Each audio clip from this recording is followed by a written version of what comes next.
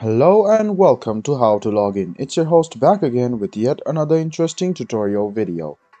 In this video, I'm going to teach you how you can log in to your Ezy Mortgage account.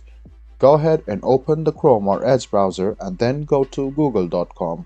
Now search for Ezy Mortgage Login and then click on the first link which appears on your screen.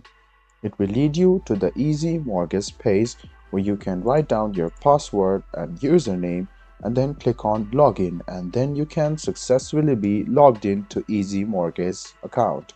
So if in case you forgot your username, click on this forgot and then you can reset your username by emailing at clientcare@mezy.com.au or calling at this number which is written over here.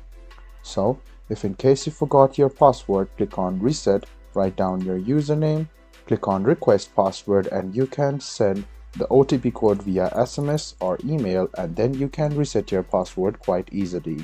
This was a video on how you can log in to your Ezy Mortgage account. I hope this video was helpful for you. If you still have any kind of confusion, please do mention us on the comment section down below. Like the video, subscribe to the channel, and do hit the bell button for more. Hope to see you in the next video as well. Until then, goodbye, take care and enjoy.